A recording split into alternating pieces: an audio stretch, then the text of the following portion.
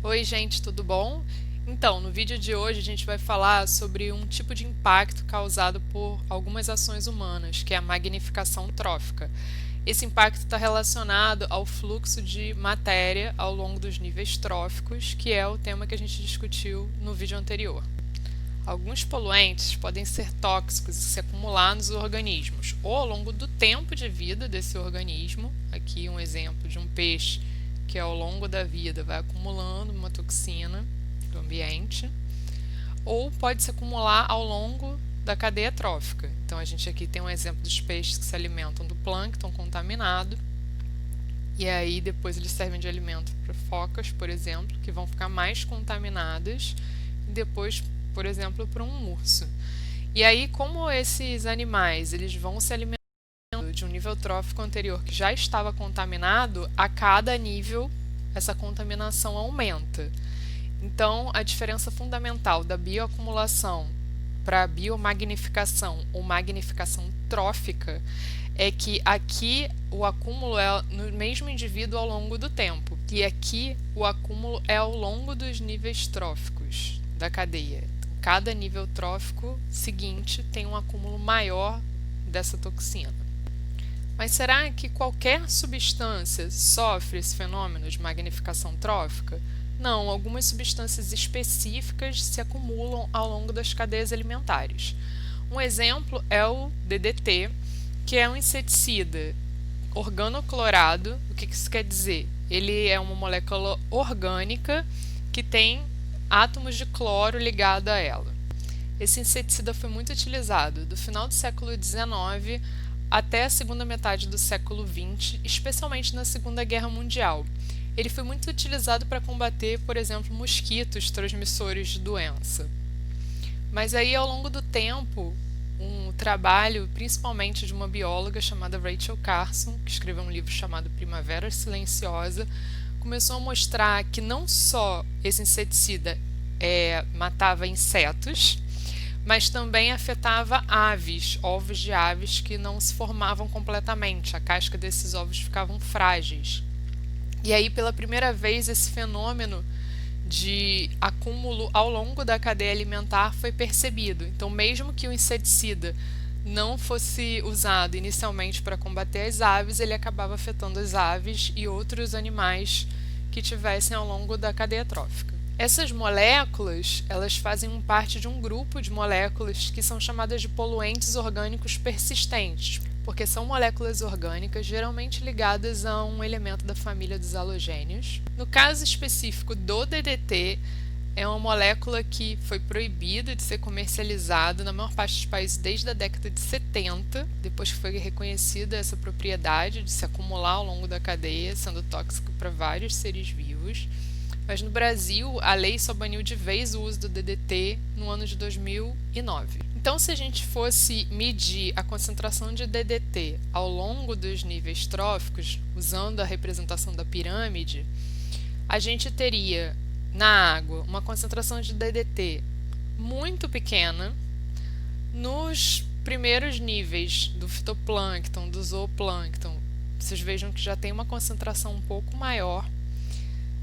Nos peixes pequenos, maior ainda, até chegar um ser humano, por exemplo, e aí a concentração é muito maior do que a concentração que estava inicialmente na água, o que evidencia que ao longo da teia trófica há um acúmulo em cada nível da concentração desse poluente. Alguns estudos utilizam, por exemplo, cetáceos, amostras de cetáceos como baleias, golfinhos, para verificar a concentração desses poluentes. Por que a gente usa esses animais nesse tipo de pesquisa? E no caso, um exemplo que está no material de vocês é a cera do ouvido de baleias azuis.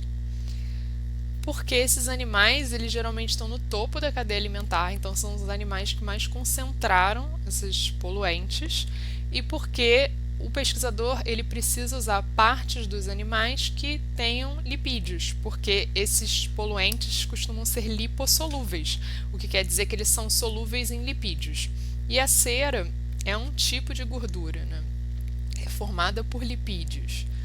E aí é uma opção, mas poderia ser também uma amostra do tecido adiposo desse animal. Então, a cera, o tecido adiposo, tem lipídios que têm a mesma natureza química, por isso uma substância se dissolve na outra. E aí a pergunta que não quer calar é: por que mesmo banindo esses poluentes, a gente já sabe da capacidade deles de se acumularem ao longo da cadeia alimentar, por que mesmo eles tendo sido banidos em alguns países já há décadas, a gente ainda encontra em animais que estão muito distantes de onde esses inseticidas são usados? Por exemplo, cetáceos que vivem em ambientes marinhos oceânicos, e esses poluentes eram usados em ambiente terrestre para combater insetos. E a explicação para isso é que, como eu falei, esses poluentes orgânicos eles são persistentes, ou seja, eles são difíceis de serem degradados na natureza e eles vão se acumulando ao longo das cadeias alimentares. Então, à medida que esse poluente ele vai se dispersando no ambiente, ele vai sendo acumulado, mesmo em cadeias tróficas que não estão próximas aonde esses poluentes são inicialmente aplicados. Então, se ele é aplicado numa fazenda, por exemplo, as chuvas, a lixiviação, a circulação de córregos e rios, em algum momento vai fazer com que eles cheguem na região marinha, costeira e depois oceânica, até chegar em animais que têm um hábito de vida completamente distante de onde eles foram inicialmente utilizados. Um caso que ficou para a história de biomagnificação, ou de magnificação trófica, é o caso da Baía de Minamata, no Japão. Em 1908, essa indústria, que é a Shiso Factory, começou a atuar numa área ligada a minério, e os efluentes dessa indústria eram liberados na Baía. Na década de 50, começou-se a verificar que tinham crustáceos, peixes mortos na Baía. E logo depois apareceram alguns gatos com comportamento muito estranho, foram até chamados de gatos dançantes. E logo depois, algumas pessoas passaram a ter problemas no sistema nervoso, podendo levar até ao óbito. E aí percebeu-se que essa doença, que ficou até conhecida como a doença da Baía de Minamata, afetava muito mais pescadores do que os próprios trabalhadores da indústria. E aí, qual é a hipótese para isso ter acontecido? É que não é que os trabalhadores da indústria não pudessem se contaminar com um contato com aqueles reagentes.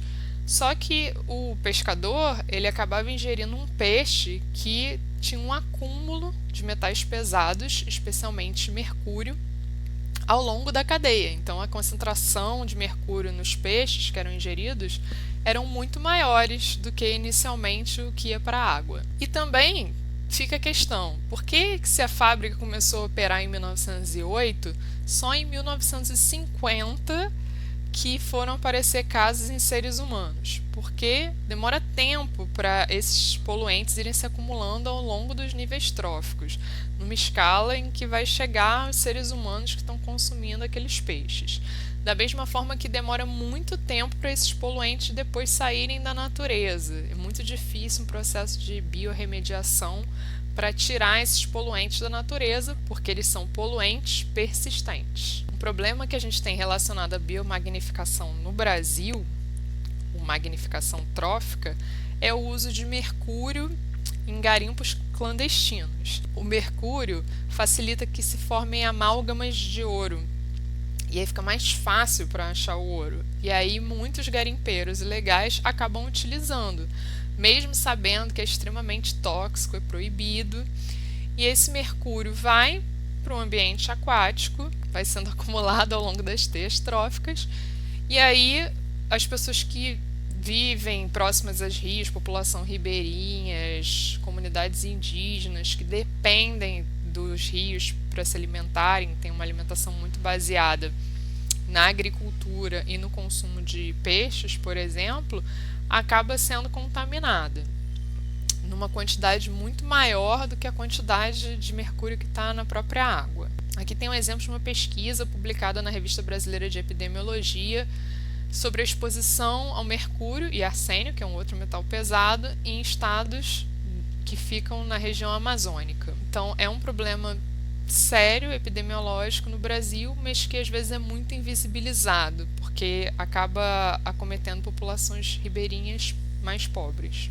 Eu espero que tenha ficado claro no final a diferença entre bioacumulação e magnificação trófica. A bioacumulação ocorre ao longo do tempo de vida do ser vivo e a magnificação trófica ocorre ao longo dos níveis tróficos de uma cadeia alimentar. Então, quanto maior o nível trófico, quanto mais no topo da cadeia, maior a concentração do poluente no organismo. E também que a magnificação trófica ocorre com algumas substâncias específicas, com organoclorados, como alguns agrotóxicos, e como o DDT, que a gente viu, que é um exemplo que ficou bastante famoso, e como os metais pesados, especialmente o mercúrio, e especialmente se estiver na forma do metilmercúrio, que seria um mercúrio ligado a um radical metil. Ele fica muito mais biodisponível nessa forma orgânica. Espero que tenha ficado claro. Esse é um tema muito recorrente em questões do Enem e da UERJ, então é bom ficar de olho, ver se ficou claro. Qualquer dúvida é só entrar em contato. Um beijo grande e até o próximo vídeo. O mercúrio ele facilita com que se forme A gente tem aqui um exemplo de um poluente que está no plâncton. À medida que os peixes vão se alimentando desse plâncton, eles vão acumulando essa toxina. À medida que esses peixes vão servindo aqui de exemplo, por que mesmo eles tendo sido banidos em algum... Por que